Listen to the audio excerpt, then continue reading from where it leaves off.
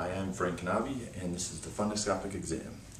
The fundoscopic exam of the eye is a routine procedure that can give the examiner valuable information about the patient's overall well-being. This is an inspection type exam, and it is a standard diagnostic tool which is a requirement for PA students. I will be using the HENT outline for our OSCEs to go through each step. So first, the outline starts with the eye exam.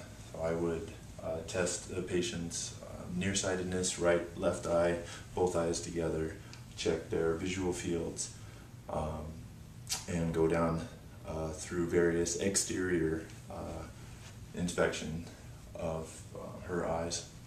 And then the actual fundoscopic exam starts at the red reflex. But before we get into the actual exam, let's talk about our tool here, the ophthalmoscope. Now, the ophthalmoscope is, you can turn it on here by pressing the button and sliding this little dial around.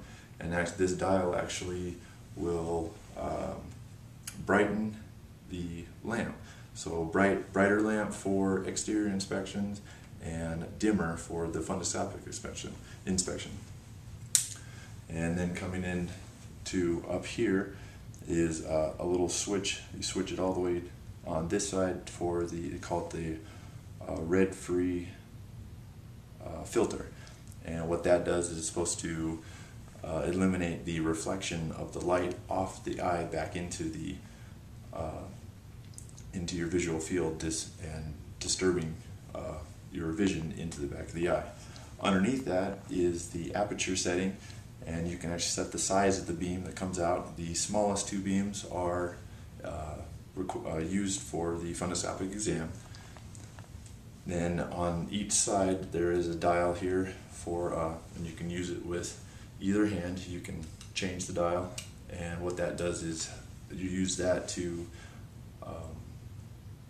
focus. As you draw closer to the patient, you're going to need to focus your view, and by turning this dial, it allows you to do that. And then on the back of the ophthalmoscope is actually a light here with numbers, and that actually is going to tell you what setting you're on. So you can actually have the setting that you want set for close or far, depending on the exam you're giving before you even get started. Alright, so now we'll get into the exam part.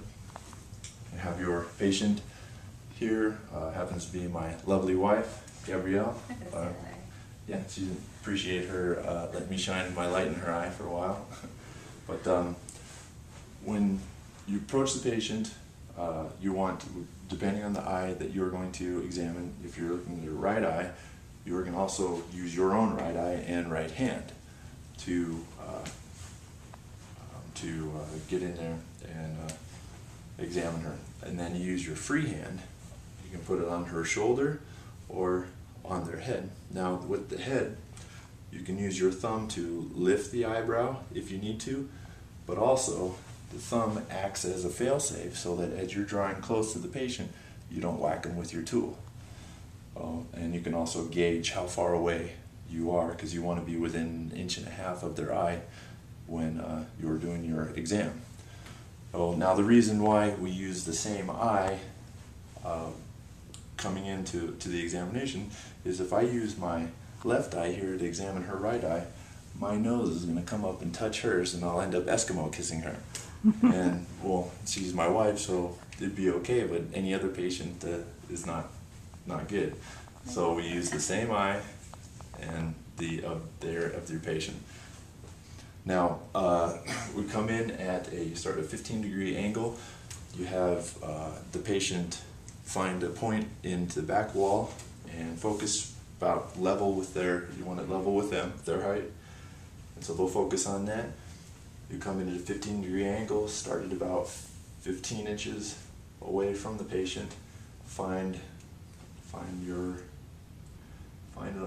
You're looking for, if you have the right angle, you will get the red reflex. You'll see the pupil there light up red.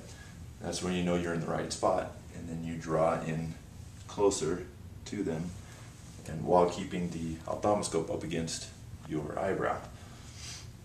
And from there,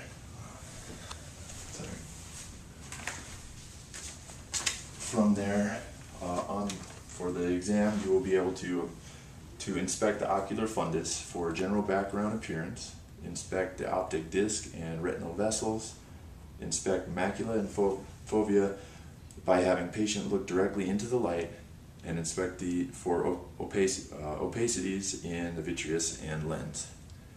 And that is your fundoscopic exam.